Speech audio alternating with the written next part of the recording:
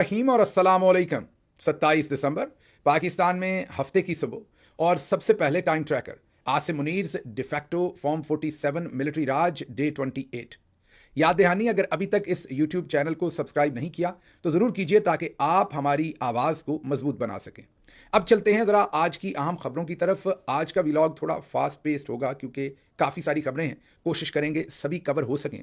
तो पहली खबर आपके सामने बरतानिया से रखते हैं, जहां पर अब शहजाद अकबर के बाद आदिल राजा के घर पर हमला हुआ है। आदिल राजा साहब ने अब से चंद घंटे पहले एक ट्वीट करके सबको बताया कि जब वो और उनके अहले खाना घर पर नहीं थे तो लंदन के सबर्ब्स में उनका जो घर है उस पर हमला किया गया और उस घर को तोड़ा गया, मीन उसके लॉक्स को, और उसके अंदर जाहिर है दाखिल होने की कोशिश की गई। जब उन्हें पता चला उन्होंने पुलिस को इन्फॉर्म किया। पुलिस ने फौरी तौर पर कार्रवाई की, जाहिर है क्योंकि वो और उनके अहले खाना घर में मौजूद नहीं थे, इसलिए वो वहाँ पर महफूज रहे और ये उन्होंने सबको इन्फॉर्म किया। साथ उन्होंने अपनी स्टेटमेंट में ये लिखा कि शहजाद अकबर के वाक़े के फ़ौरन बाद ये वाक़या होना बहुत ही ख़तरनाक है। एक तरफ लंदन में जो कुछ शहजाद अकबर के साथ हुआ और अब आदिल राजा के घर के लॉक तोड़े जाना या घर में घुसना या घर के अंदर जाकर, जाहिर है उनको नुकसान पहुंचाना मकसद था अगर वो घर पर होते तो। अब एक तरफ तो लंदन में होने वाले ये तमाम वाक़यात हैं जो आपको पता है और आपको नज़र आ रहे हैं, और दूसरी तरफ पाकिस्तान का फ़ॉरेन ऑफिस, पाकिस्तान की गवर्नमेंट जो है वो जो बरतानिया का हाई कमीशन है पाकिस्तान में, उनके रिप्रेजेंटेटिव को डिमाश कर रहे हैं, उनको तलब करके उनके सामने एहतजाजी मरासले रख रहे हैं। वजह आपको कल हमने बताई थी कि लंदन में एक तकरीर करते हुए खातून ने एक बददुआ दी थी फील्ड मार्शल आसिम मुनीर को। उसके ऊपर उन्होंने कहा कि टेररिज्म के चार्जेस लगाएं, उन्होंने उनको कत्ल की धमकियां दी हैं और ये बहुत ही खतरनाक सूरत हाल है, ये कहना था पाकिस्तानी सफारत खाने का। दूसरी तरफ अब बरतानवी हुकूमत का या सफारत खाने का रिस्पॉन्स भी सहाफ़ी रिपोर्ट कर रहे हैं। वो ये कह रहे हैं कि अब बरतानिया ने या उनके सफारत खाने ने ये रिस्पॉन्ड किया है कि जो हमारी प्रोसिक्यूशन है और जो हमारी पुलिस है, लॉ इन्फोर्समेंट है, जिन्होंने इन्वेस्टिगेट करना है इस वाक़े को, वो बिल्कुल इंडिपेंडेंट है। हुकूमत, फॉरेन ऑफिस, एम्बेसीज उनके ऊपर असरअंदाज नहीं हो सकती। ये तो एक किस्म का थप्पड़ लग गया वापस फॉरेन ऑफिस को या मौजूदा रजीम को, जिन्होंने ये समझ रखा था कि पता नहीं वहाँ पर भी हमारी तरह ही अदालतें, पुलिस और सब कुछ इस्तेमाल किया जाता है। बहरहाल तगड़ा रिस्पॉन्स मेरे ख्याल वापस मिला है। ठंड पड़ जाएगी बिल्कुल वैसे ही जैसे इससे पहले ख्वाजा आसिफ साहब को जब किसी ने ट्रेन पर गालियाँ निकाली थी, जो कि गालियाँ नहीं निकालनी चाहिए लेकिन गालियाँ निकाली थी, और उसके जवाब में ख्वाजा आसिफ मुकदमा करवाना चाहते थे। स्कॉटलैंड यार्ड को बुलाया गया, सामने मिठाई शिठाई भी रखी गई, पहले भी बताया था, लेकिन ऊँट किसी करवट ना बैठा। ख्वाजा साहब अपना यही वाला मुंह लेकर पाकिस्तान वापस आ गए और कुछ ना बन पड़ा। अब फॉरेन ऑफिस भी कोशिशें कर रहा है। मैंने कल ही कुछ वकला से जो ओपिनियन लिया था वो आपके सामने रखा था, और उन वकला ने यह बताया था कि बरतानवी कवानीन के मुताबिक जो बददुआ देना है उसके ऊपर किसी के खिलाफ कोई दहशतगर्दी की या क्रिमिनल चार्जेस आप प्रेस नहीं कर सकते। बाकी देखते हैं आने वाले दिनों में क्या होता है, लेकिन बरतानवी हुकूमत ने टका के आप ये कहें जवाब भी दिया और दूसरे लफ्ज़ों में इनको आईना भी दिखाया है कि आप वाले काम बाकी सारे मुल्कों में नहीं होते। अब पाकिस्तान में क्या होता है वो आपके सामने अगली खबर रख रहे हैं। ये ज़रा तस्वीर देखिए, ये शहरबानो नकवी साहबा की है, जिनका क्लेम फॉर फेम या उनके बारे में तासर है कि वो फील्ड मार्शल आसिम मुनीर की रिश्तेदार हैं और साथ साथ वो मोहसिन नकवी की रिश्तेदार। इनका एक ऐसा बयान सामने आया है जिसने सबके रोंगटे खड़े कर दिए। पुलिस की एक चैट लीक हुई है, ये कल रात की है, जब पाकिस्तान तहरीक इंसाफ से सुहेल अफरीदी, उनके साथी वुज़रा, पार्लियामेंटेरियंस, पंजाब से पार्लियामेंटेरियंस और पार्टी का रैंक एंड फाइल और दूसरे वर्कर्स कल इकट्ठे हो रहे थे। सुहेल अफरीदी पहुंच रहे थे। आज भी उनकी सारी तफसीलात आपके सामने रखते हैं थोड़ी देर में कि उन्होंने और क्या कुछ करना है आज और कल।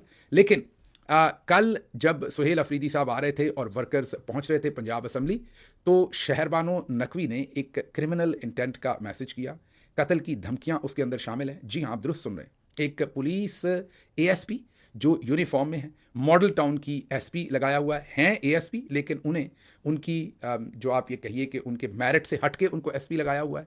पता नहीं उनकी कौन सा मेरिट है उनका, शायद रिश्तेदारी है या कुछ और है, या हमें नहीं पता, या इस तरह की घटिया गलीज हरकतें हैं जो वो कर रही हैं। अब अगर इनके बारे में हम दुरुस्त तरीके से को तजिया कर दिया तो औरत कार्ड आसमा शराजी साहबा ने निकाल लेना है, दूसरे हाथ में मिसोजिनिस्ट, और फिर चंद लफ्ज़ हैं जो ये हमारी फैं क्लास और कुछ हमारे फेक लिबरल्स जो हैं वो इस्तेमाल करते हैं। इसलिए हम यहीं रुक जाएंगे, आपको तजिया करने देंगे, आपसे कहेंगे कि आप भी मुहज़्ज़ब अल्फाज में अपने कमेंट्स में बताइए कि हमें ऐसी सिचुएशन पर क्या तजिया करना चाहिए।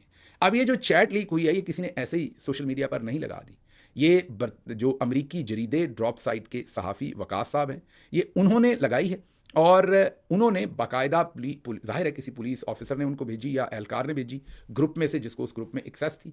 और स्क्रीनशॉट के अंदर आप ये देख सकते हैं कि शहरबानो जो एएसपी हैं, और जाहिर है एसपी की पोजीशन के ऊपर उन्हें अपॉइंट किया हुआ है, वो ये कह रही हैं पुलिस वालों को कि पिछली दफ़ा इनके जो वर्कर्स थे पाकिस्तान तहरीक इंसाफ के, वो 180H, जाहिर है ये मॉडल टाउन के अंदर 180H वाला जो नाका है पुलिस का, वहाँ से ये गुजर कर दाखिल हुए थे। इस दफ़ा अगर ये आए, कोई भी झंडों वाला शख्स वहाँ से गुजरा, कोई शख्स भी गुजरा, तो मैं कत्ल कर दूंगी। ये वो पुलिस के ग्रुप में कह रही हैं, आई विल किल यू। और इसके आगे कोई स्माइली नहीं है, कोई, ये जाहिर है ये एक प्रोफेशनल ग्रुप है, ये पुलिस का प्रोफेशनल ग्रुप है, उसी पुलिस का जिसके बारे में अभी हाल ही में लाहौर हाई कोर्ट के अंदर एक पिटीशन पड़ी हुई है जो ये बता रही है कि 2200 से ज़्यादा 2200 के करीब जाली पुलिस मुकाबले करके लोगों को कत्ल कर चुके हैं। मीडिया रिपोर्ट्स ये भी क्लेम कर रही हैं कि 7200 लोगों का टारगेट है कत्ल करने का, ये भी मीडिया के अंदर क्लेम किया जा रहा है। उसी पुलिस की मॉडल टाउन की एसपी कह लें, क्योंकि हैं तो एएसपी लगाई हुई एसपी पे हैं, तो वो पुलिस के प्रोफेशनल ग्रुप में अपने एहलकारों को कह रही हैं कि अगर कोई गुजरा तो मैं तुम्हें कत्ल कर दूंगी। अब जाहिर है कोई खुद तो कत्ल नहीं होना चाहता, कोई कत्ल होने से कत्ल करना ही चाहेगा, ये मेरा तासर है। जाहिर है कोई भी पुलिस वाला अगर उसको पता हो कि उसे कत्ल कर दिया जाना है तो अपने आप को बचाने के लिए वो कुछ भी कर देगा, उसके लिए भले उसको किसी की जान भी लेनी पड़े। मुझे तो ऐसा ही लगता है जो इस पुलिस का वतीरा है। अब ये मैसेजेस लीक हो रहे हैं। अब कल को अगर हुकूमत आती है, एक इंडिपेंडेंट हुकूमत आती है और वो ऐसे लोगों पर आर्टिकल 6 लगाते हैं और ऐसे लोगों को जेलों में डालते हैं, तो उस वक्त फैं क्लास और बहुत सारे लोगों की मेमोरी, हमारी जो याददाश्त है वो बहुत ही वीक है, बहुत जल्दी हमें तरस आ जाता है, हमें भूल जाता है कि इस शख्स ने अपने वक्त पर क्या करतूत की हुई है। अब आपने वो एक मुहावरा सुना होगा, शक्ल मोमना करतूत काफरा, तो ये मेरा ख्याल है इन पर इससे ज़्यादा फिट नहीं बैठ सकता। पहले इन्होंने भत्ता लिया एक डॉक्टर से, 14 लाख रुपया इन्होंने भत्ता लेकर अपनी किसी रिश्तेदार, अजीज़ या दोस्त को, वो सब अब सारा कुछ सामने आ गया। डॉक्टर साहब ने बाकायदा बता दिया कि बुलाकर ये किस तरीके से धमकियां देती रहीं, किस तरीके से उन्हें कहती रहीं कि मैं स्क्रू कर दूंगी। अब ये तहरीक इंसाफ के वर्कर्स को कत्ल करने की धमकियां, उनको कत्ल करने की तो नहीं, पुलिस वालों को कत्ल करने की, लेकिन इनडायरेक्टली वही धमकियां हैं ये पुलिस ऑफिसर जो है ये दे रही हैं पुलिस के एक प्रोफेशनल ग्रुप के अंदर। दूसरे लफ्ज़ों में ये डायरेक्ट ऑर्डर्स पास कर रही हैं, क्योंकि उस ग्रुप के अंदर ऑर्डर्स पास हो रहे हैं। ये फॉर्मल रिटर्न ऑर्डर्स हैं इनके उस व्हाट्सएप ग्रुप में, जिसकी चैट जो है वो वकास साहब ने बहुत ही बेहतरीन काम किया है। काबिल सताइश रिपोर्टिंग करते हैं, हमेशा डिग आउट करके स्टोरीज़ को बड़े वक्त पर ब्रेक करते हैं। हमारा खराज तहसीन उनको, क्योंकि इस तरह के जो क्रिमिनल इंटेंट और क्रिमिनल माइंडेड लोग हैं इनको जाहिर है ज़रूर एक्सपोज करना चाहिए। ये माशरे के लिए कैंसर और नासूर हैं। एक तरफ ये सूरत हाल है, दूसरी तरफ ज़रा आपको क्विकली बता दें तो जो सुहेल अफरीदी साहब हैं, वो जो कुछ कल हुआ वो हमने कुछ रिपोर्ट किया, कुछ रह गया वो भी आपको बता देते हैं। आपको ये तो पता है कि वो पंजाब असम्बली पहुंचे, वहां पहुंचने पर उनको उनके साथियों को कैसे धक्के दिए गए, उनको भी धक्के दिए गए, जानबूझकर सिक्योरिटी के बहाने गेट पर बहुत देर रोका गया, इतने धक्के दिए गए कि उनका कोट वोट तकरीबन उतर गया और धक्के देते हुए चीफ मिनिस्टर को अंदर दाखिल होने दिया गया। उसके बाद उनके साथियों को जो धक्के दिए गए वो हम आपको वीडियोज़ दिखा चुके हैं। वहाँ से वो पहुँचे लिबर्टी चौक और दूसरी जगहों पर, वहाँ कारकुनान आए, लेकिन जैसे ही सुहेल अफरीदी वहाँ से रवाना हुए कारकुनान के ऊपर पुलिस टूट पड़ी, प्रिजन वैन्स खड़ी की थी, लाठीचार्ज किया, उन्हें गिरफ्तार किया। उससे पहले लीडरान को तो जाहिर है गिरफ्तार किया गया। कल जब लीडरान की मुलाकात हुई सुहेल अफरीदी साहब से, तो वहाँ पर भी खोखर साहब ने बताया कि कैसे लोगों के घर, फर्नीचर, गाड़ियाँ सब कुछ तोड़ा गया है इस विजिट को नाकाम बनाने के लिए। तो अब ये सवाल पूछ के वो कहते हैं ना कि बेवकूफ़ दोस्त से अक्लमंद दुश्मन बेहतर होता है। तो अब मरियम नवाज साहबा जो कैनवस पर आई हैं और उनकी ज़ातियात जो कैनवस पर आई है, ये ना आती अगर उनके इस तरह के, मैं यही कहूँगा कि घटिया और थर्ड क्लास जो है वो मशावरती मशीर ना होते और जो इस तरह की एग्जीक्यूशन चीज़ों की ना करते, ये गंद ना डालते। अब शायद बात इससे भी बढ़े, यहाँ पर ना रुके, क्योंकि अब शीशे के घर में बैठ के दूसरों के बारे में बातें करेंगे तो फिर मामला खुल जाते हैं। अब आपका एतराज़ करना इतना बनता नहीं है। अब खैर आगे चलते हैं। अब इसके ऊपर मैंने जैसे आपको कहा कि तबसरे हुए हैं बहुत सारे। कुछ लोगों ने तो शर्म का इजहार किया, मतलब कि उन्होंने पहले जो कुछ खैबर पख्तूनख्वा के चीफ मिनिस्टर और वहाँ के मिनिस्टर्स के साथ हो रहा था उसको कंडेम किया, लेकिन कुछ ऐसे बेशरम भी थे जिन्होंने वहाँ पर आंखें बंद रखी। और जब मीना खान अफरीदी का कमेंट आया मरियम साहबा के बारे में तो फिर सारे के सारे लोग पल पड़े कि जनाब ये क्या कह दिया। अच्छा खैर, अब अयाज खान एक्सप्रेस न्यूज़ के साथ होते थे, मेरा ख्याल अभी भी एक्सप्रेस के साथ ही होंगे अगर मैं गलत नहीं। बहुत ही मायानाज सहाफ़ी हैं, सीनियर सहाफ़ी हैं, बहुत अच्छा तजिया, अच्छी सहाफ़त करते हैं। जो कुछ हमने देखा उनकी सहाफ़त को, उन्होंने एक ट्वीट किया। उन्होंने कहा कि सियासत के साथ साथ आज सहाफ़त का भी जो एक किस्म का उनकी बात कहने का मतलब यही कि जनाजा निकल गया, सहाफ़त भी अपने इख्तिताम को पहुंची कि लाहौर के अंदर पंजाब की, उन्होंने कहा कि पंजाब की सियासत के साथ साथ सहाफ़त भी आज अपने अंजाम को पहुंची। मेरा नहीं ख्याल कि इससे मुख्तसर मगर जामे और वेल वर्डेड तज्जिया किसी और ने किया होगा इस सारे मामले के ऊपर जितना बेहतरीन तज्जिया अयाज़ खान ने रखा और एक्सप्लेन कर दी सारी बात कि जो कुछ पंजाब की सियासत के साथ किया गया। वरना मुझे बताइए कि सोहेल अफरीदी आए, उनको धक्के ना दिए जाते, पुलिस गर्दी ना की जाती, क्या कर लेना था? मतलब कि क्या लाहौर उठा के ले जाना था साथ उन्होंने? क्या ऐसा नुकसान कर देना था? लेकिन लगातार बेशर्मी की गई, गुंडागर्दी, गुल्लू भट्ट अपने लोग भेज के, एमपीएस बड़ी हल्की सस्ती किस्म की स्टेटमेंट्स दे रहे हैं असम्बली पहुंच के, हर बंदा घटिया लेवल के ऊपर, दूसरे लफ्जों में आप ये कहिए कि मोहतरमा मरियम नवाज साहबा के लेवल पर हर शख्स जो है वो उतरा हुआ था। अच्छा, अब चलते हैं ज़रा अगली खबर की तरफ जिसने बहुत ही इंटरेस्टिंग रुख इख्तियार कर लिया है और वो है जो कल एहसन इकबाल साहब के साथ बादामी साहब के शो पर हुआ। मामला तो आपको पता ही है कि एहसन इकबाल साहब लाइव इंटरव्यू दे रहे थे, वो अपने घर में थे या कमरे में थे, कोई ज़बरदस्ती दाखिल हुआ, उसने गुस्से से कहा कि बंद करो, बहुत ही भारी आवाज़ थी, उसने कहा कि बंद करो इसे और फिर फ़ोन छीनना शुरू किया गया एहसन इकबाल साहब से। एहसन इकबाल साहब वापस फ़ोन छीन रहे, ये सब वीडियो टेप है जो हम आपको दिखा भी रहे हैं। तो फ़ोन छीनने की कोशिश में ज़ाहिर है वो बंद हो गया, कट गया जो लाइव चल रहा था। उसके बाद किसी को नहीं पता कि क्या हुआ। अब उस सूरत हाल का बहुत ही आप ये कहिए कि ख़तरनाक या बहुत ही इंटरेस्टिंग कह लें, बेशक आप, पहलू सामने आया, बल्कि कई पहलू आए, लेकिन असल कहानी फिर बादामी साहब ने खुद ही खोल के रख दी। अब जो कुछ हमने कहा था वो वैलिडेट हो गया, मतलब कि उस चीज़ की जो आप ये कह सकते हैं कि तौसीक हो गई। जो बात हमने कही थी वो दुरुस्त साबित हुई, वो वही तजज़िया दुरुस्त था जो हमने सबसे पहले आपके सामने रखा था। और अब बादामी साहब जो लाइव शो कर रहे थे उन्होंने भी वही गवाही दे दी। लेकिन सबसे पहले जैसे ही ये मामला हुआ, अजमल जामी साहब सबसे पहले सामने आए। उन्होंने कहा कि एहसन इकबाल साहब से मेरी बात हुई है और ऐसा कोई वाकया नहीं हुआ। उनके वहाँ बच्चे खेल रहे थे तो वो बच्चे आपस में कोई लड़ पड़े या बच्चों का आपस में कोई आर्गूमेंट हो गया। एक बच्चे को किसी ने कह दिया कि बंद करो, वो कोई वीडियो गेम वगैरह या कोई काम कर रहा था, तो बच्चे आपस में बात कर रहे थे। एहसन इकबाल साहब के साथ किसी ने बात नहीं की। जामी साहब को ये काम नहीं करना चाहिए था, अच्छे मतलब मैच्योर आदमी हैं, जिस तरीके से चलें। अगर सिर्फ बंद करो आवाज़ होती तो ठीक है। एहसन इकबाल साहब इंटरव्यू दे रहे हैं, वो डर के ऊपर को देखते हैं, कोई उनका फ़ोन छीनता है तो मतलब व्हाट इज़ दिस? क्या एहसन इकबाल साहब कोई गंदी गेम खेल रहे थे जिससे रोकने के लिए किसी ने उनसे फ़ोन छीना? मतलब इसकी कोई मंतक नहीं बनती थी। लेकिन कई दफ़ा हम दोस्ती में या किसी बंदे की पर्दादारी रखने के लिए या दोस्ती निभाने के लिए हम ऐसी ब्रेक देते हैं लोगों को। लेकिन चलें, उसमें जामी साहब का कसूर तो नहीं। उन्होंने बताया कि उनकी एहसन इकबाल साहब से बात हुई तो उन्होंने ये क्लेम किया। उसके बाद आगे मजीद उसको फौरी तौर पर अता तारड़ जो इन्फॉर्मेशन मिनिस्टर हैं उन्होंने भी इंडोर्स कर दिया कि बिल्कुल ये बच्चों वाला ही मामला है, बच्चे ही बोल रहे थे, बच्चों की आवाज़ थी। हालांकि सबने सुना था वो बच्चों की आवाज़ नहीं, बड़ी भारी भरकम आवाज़ थी। उसके बाद एहसन इकबाल साहब खुद मैदान में आए और उन्होंने ट्वीट कर दिया। उन्होंने कहा कि तशवीश के पैगामात पर शुक्रिया। लाइव नशरियात के दौरान मुख्तसर तौतल इस वजह से हुआ कि करीब मौजूद एक शख्स किसी बहस में मसरूफ़ था और इसे मालूम नहीं था कि मैं लाइव ऑन एयर हूँ। मैं कुछ ही देर बाद दोबारा इंटरव्यू में शामिल हो गया। उम्मीद है कि इस मामले को बिला वजह सियासी रंग नहीं दिया जाएगा, ये एहसन इकबाल साहब ने कहा। अब बिल्कुल मुख्तलिफ कहानी जो अजमल जामी साहब ने और इन्फॉर्मेशन मिनिस्टर ने बच्चे डाले थे बीच में। ये कहते नहीं करीब ही किसी का आर्गूमेंट हो रहा था। मतलब क्या आप तो घर में बैठे हुए थे, किसी बाजार में थोड़ी बैठे हुए थे कि वहाँ आर्गूमेंट हो रहा था। और आर्गूमेंट हो रहा तो पहले आवाज़ें क्यों नहीं आ रही थी? वो एकदम कोई कमरे में दाखिल हुआ और उसने कहा कि बंद करो इसे और फिर उसने आपसे फ़ोन छीना। तो मतलब इतना झूठ बोलने की क्या ज़रूरत है? हो गया एक इंसिडेंट आपके साथ, हो गया, खामोशी रखें। पंजाबी में कहते हैं कि पैड़े रोन नालों चुप चंगी, बुरा रोने से चुप रहें तो अच्छा है। अब एक इंसिडेंट हो गया तो खामोशी इख्तियार करें, इसके ऊपर ये क्या तावीलें हैं? तो बिल्कुल जो अजमल जामी साहब ने कहा, उसके बाद जो अता तारड़ ने इंडोर्स किया, हुकूमत के जो इस वक्त फॉर्म 47 के इन्फॉर्मेशन मिनिस्टर हैं, तो एहसन इकबाल साहब ने दोनों को झूठा करार दे दिया और कहा कि वहाँ पर इंटरव्यू के दौरान एक शख्स बहस में मसरूफ़ था। एक शख्स आपके साथ बहस कर रहा था, किसके साथ कर रहा था? आवाज़ तो नहीं आ रही थी। खैर, फिर ये इन्होंने कहा कि मुख्तसर वक्त के लिए गए। ये आगे चल के आपको बताते हैं मुख्तसर वक्त का जवाब किसने दिया। उसके बाद आमिर इलियास राणा बहुत करीब समझे जाते हैं, वो भी नून लीग के, उन्होंने माशाल्लाह से इस पर तजिया दिया। उन्होंने कहा कि गुज़श्ता रोज़ वसीम बदामी के टीवी प्रोग्राम में एहसन इकबाल की वीडियो क्लिप को लेकर मखसूस अनासर एक संगीन मुहिम चला रहे हैं। क्या भाई एटम बम मार रहे हैं? क्या संगीन मुहिम चला रहे हैं? बातचीत ही कर रहे हैं, बातचीत तो होती है। याद नहीं आपको कि फ्रेंच प्रेसिडेंट की बीवी ने उनको थप्पड़ मार दिया था या मुक्का मार दिया था? तो सदर ट्रंप से लेके पूरी दुनिया के मीडिया ने, सब ने आज तक उनका, भी अर्दगान उनका मजाक उड़ा रहे थे जो टर्किश प्रेसिडेंट है। मतलब सभी ने उस पर तजिया किया और अब वो तजिया सारी जिंदगी चलता रहेगा। पब्लिक लाइफ में अगर एक इंसिडेंट होता है तो उस पर लोग बात तो करते हैं। ये कोई मतलब ऐसी मायूब बात तो नहीं, इसको संगीन मुहिम करार दे दिया, कह दिया। मेरी अभी थोड़ी देर पहले सीनियर लीगी रहनुमा वफाकी वजीर एहसन इकबाल से बात हुई। एहसन इकबाल ने बताया कि उनका छोटा बेटा मोबाइल गेम खेल रहा था, जिस दौरान एक बच्चे ने दूसरे से कहा कि मैं खेलूंगा, तो उनकी आपस में कोई कॉन्फ्लिक्ट हो गया और वो ऊंचा बोला बंद करो इसे। अब दोबारा बच्चे डाल दिए बीच में। पहले अजमल जामी साहब ने बच्चे डाले, तारड़ साहब ने कहा बच्चे ही थे, एहसन इकबाल ने आके कहा कि नहीं बच्चे नहीं थे।